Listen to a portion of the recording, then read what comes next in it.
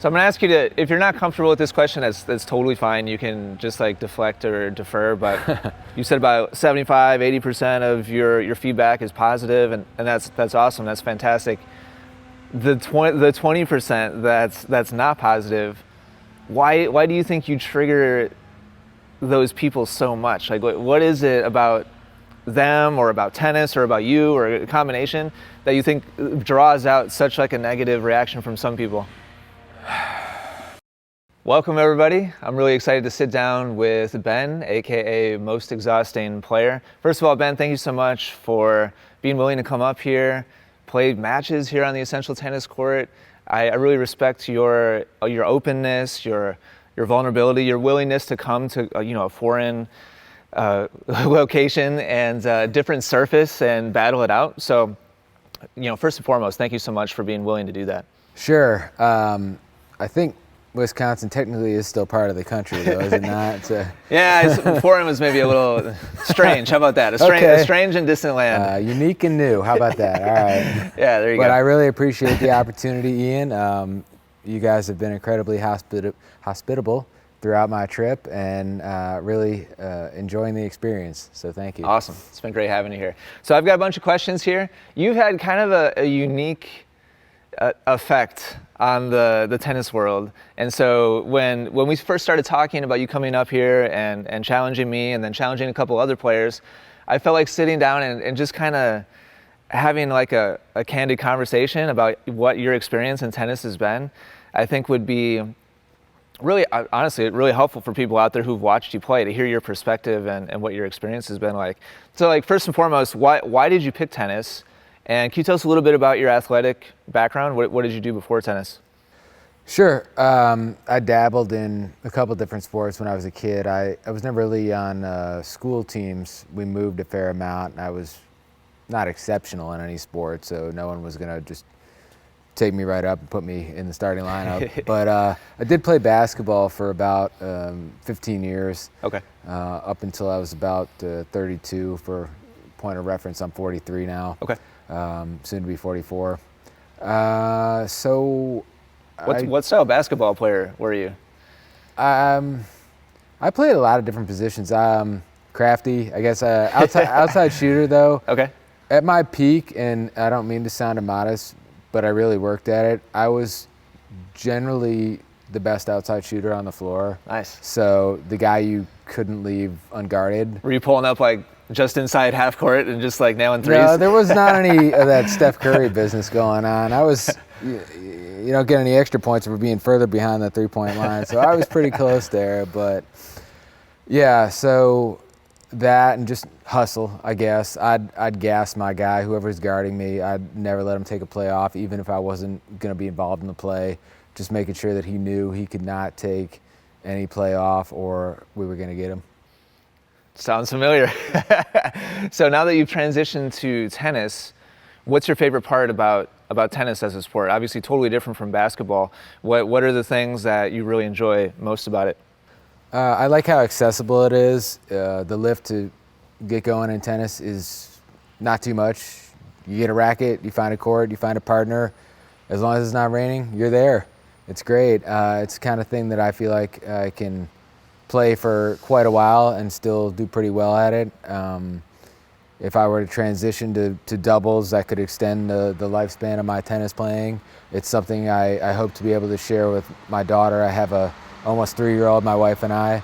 I have my fingers crossed that she's interested in tennis. It's not anything that will force on her, but I'm eager to try to share with her if she would like to be involved with that.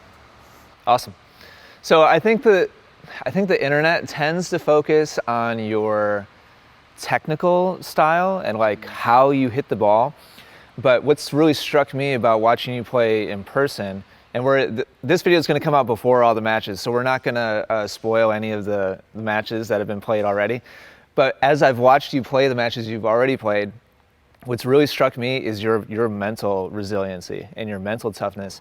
I'm curious, from your perspective, which of those two attributes do you think most contributes to your success on tennis court? Your technical, like tactical style of play, or your mental game? Well, if you're talking about strokes themselves, that's not the way I'm going to win 90% of the matches that I play. But you use your strokes very effectively. Sure. So I guess like the application, like technically versus like your mental resiliency or toughness. I would say maybe 55-45 for the in favor of the mental toughness, because that is ever present. I like to think it's not something that ever lets me down. Whereas you can have a bad day with your tactics, you can misread your opponent, and you can just continuously make the wrong decision in terms of what shot you want to hit to them.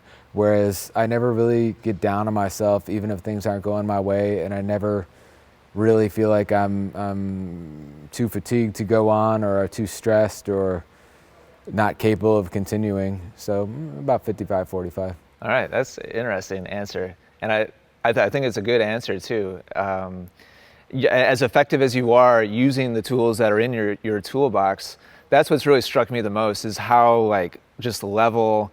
At no point, like we've seen you in some really tough scenarios over the last couple days, and you seem to have like the same mental response externally. Internally, I'm sure there's some waivers. How do you think you learned how to have that response in the middle of pressure situations? I think part of it has to do with having been in the Marine Corps for 5 years. I did that starting when I was 19, got out when I was about 24. That really imparted a lot of the mindset that you have a mission to complete, and it doesn't really matter how you feel about it. That's your job. So when I'm out on the court, I look at it as my job to do the best that I can and not waver in the mission and trying to accomplish it. Nobody's going to feel sorry for me if I'm down on myself or looking like I'd rather not be there. They're going to prey upon that. At least that's the mindset that I have. So my goal is to never show weakness to my opponent when I'm out there. Love it.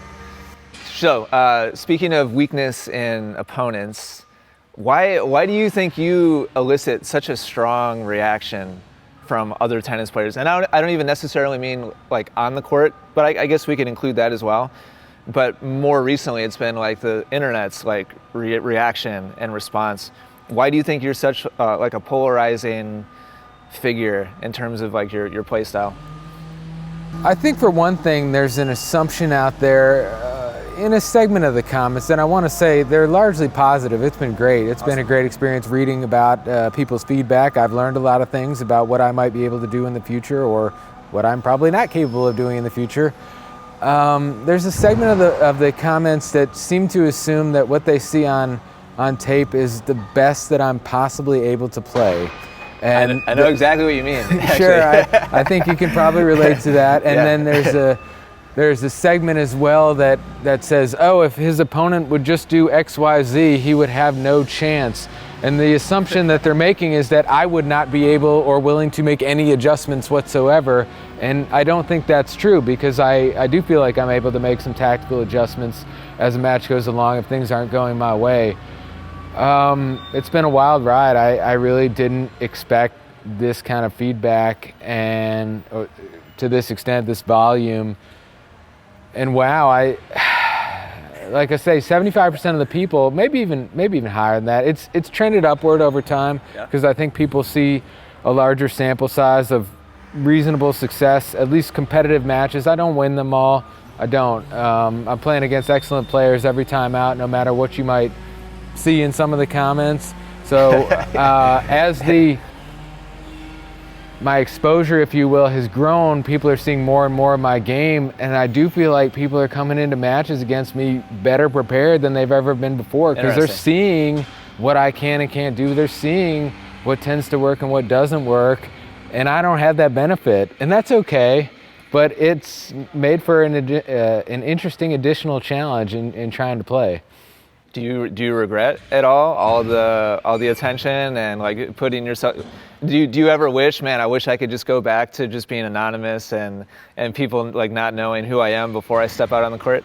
You know, I half expect that's going to happen anyway, but no, I don't regret it. It hasn't spilled over into the rest of my life in any kind of way that would be detrimental.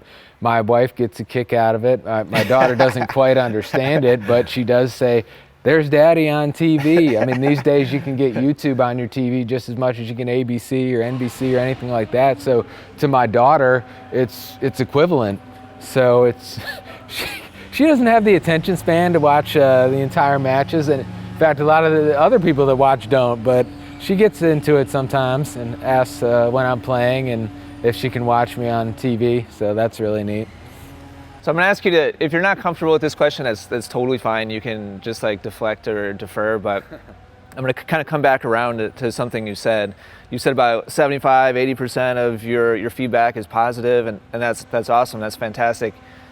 The 20% that's not positive, why do you think you trigger those people so much? Like what is it about them or about tennis or about you or a combination that you think draws out such like a negative reaction from some people? I would say to some small extent, there are some people out there that probably put a lot of money into lessons and getting better at tennis and didn't achieve that level for whatever reason, and they're frustrated. Sure. There's maybe, we had this rule in the Marine Corps, there's always that 10%.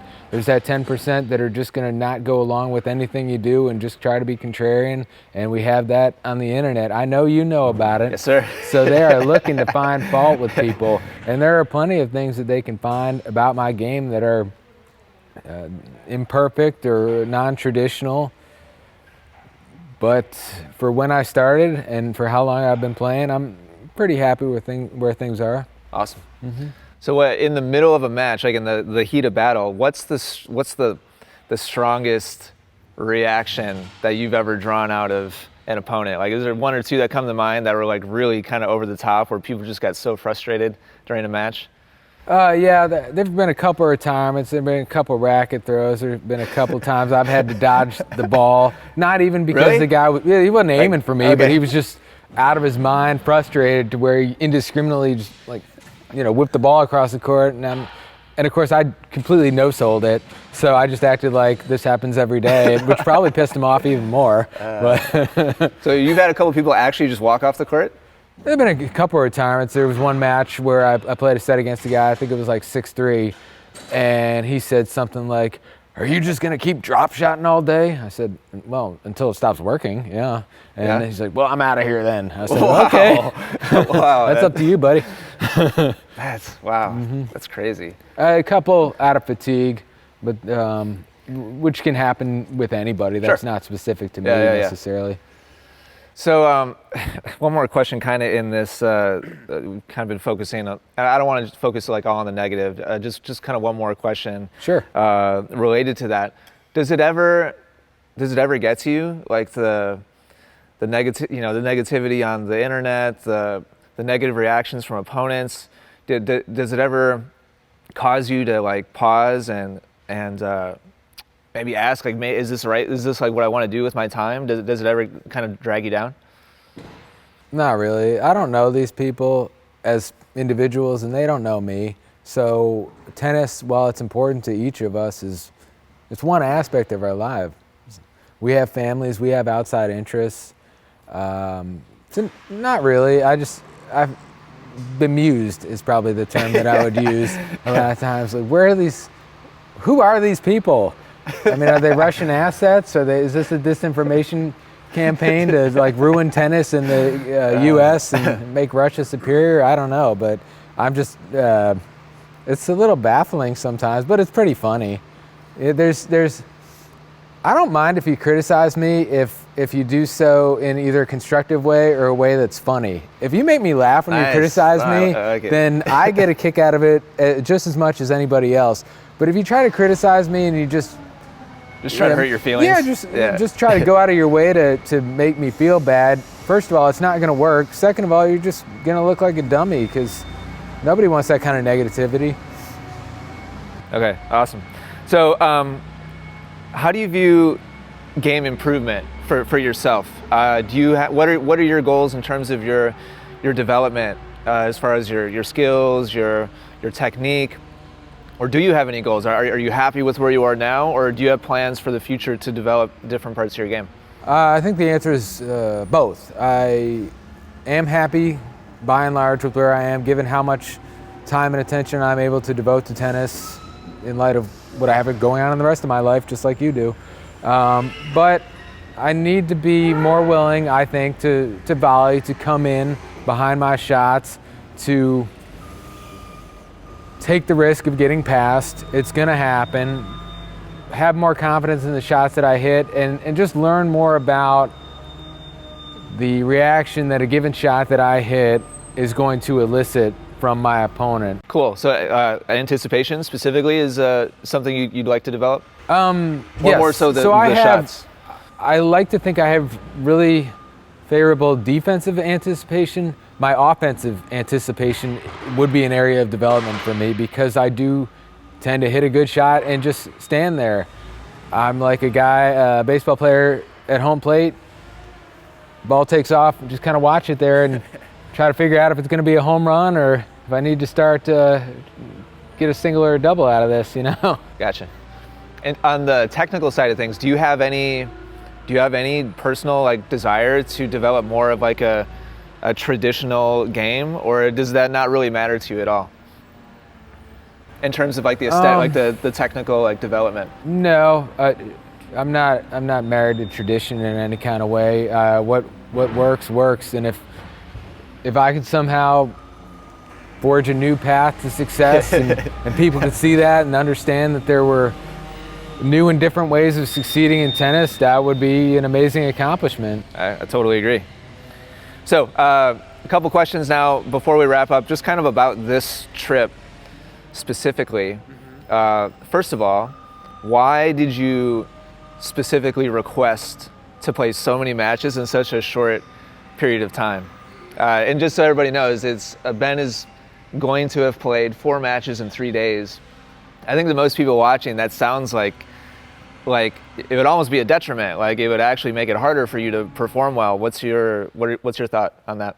Well, first of all, thank you for setting those up. Of course. Coming into Milwaukee and coming up here to Central Tennis, I have played indoors twice in the last 6 years. It's just not something we really do with regularity in Atlanta. So the surface is very different, not just on an indoor court, but really any court that you're experiencing for the first time. And I wanted to maximize the benefit of my trip up here for not just myself, but for you and for the channel as well. So I felt like getting the opportunity to meet and compete with some of the other players you have on the channel, all of whom have been great, by the way, all great guys, every single one of them, was going to be favorable on net to the matchup that we have. Now, will there be a little bit of lingering fatigue? It's certainly possible, but I think that's outweighed by the benefit of having the opportunity to have gotten used to the court leading into you and I playing. Gotcha. So at this point, you're 3 matches in, right? And again, we won't talk about results, but you're 3 matches in, our match is left. At this point, like with the benefit of hindsight, do you feel like maybe you bit off more than you can chew, or do you still feel solid physically? Feel confident that you can bring your A game? If not A+, then at least A. No, you just got to block it out. Anything that could potentially be bothering me, thinking about that is not going to benefit me in our match. So there might be some things, but they're way over there. They're not in here. Love it. Yeah. Love it. Awesome. And by the way, like I gotta say, like and you'll see all my commentary. You know, when the edited videos come out, you'll find out what was happening in the commentary booth. Sure. I gotta tell you, from a spectator's perspective, and I think I'm pretty good at putting myself like in the shoes of like the other person on the court as well. It's an intimidating thing. Like I very much get that vibe from you just watching you play without hearing you, talk about it or explain it. And that's something that I think is such a powerful asset for you in terms of like the psychological warfare side of things or the mental like toughness side of things. Opponents really sense that vibe that nothing's wrong, nothing's bothering you. Like you're just going to keep playing the same way you've always played. And I really just have to commend you for that. It's a really big asset of yours. Thanks. It may be something that a lot of people don't think about, but anger and being angry takes energy, not just on the court, but in life. And I don't feel like if I'm going to play my best, then I can spare that energy to get angry about things. I just got to focus on the match itself. So tell us a little bit about your relationship with Tennis Troll. I'd love to shout them out because they do amazing work on their channel as well. What's your experience been like playing matches and having your matches posted on that channel? And also, why did you decide to come up here and be featured on Essential Tennis as well when you've already had so many features on the Tennis Troll channel? Subash, who runs Tennis Channel, has been, Tennis Troll channel, has been tremendous. Every time out, he really bends over backwards to make sure that everyone involved with his productions is comfortable with everything that he's doing. I really appreciate that about him.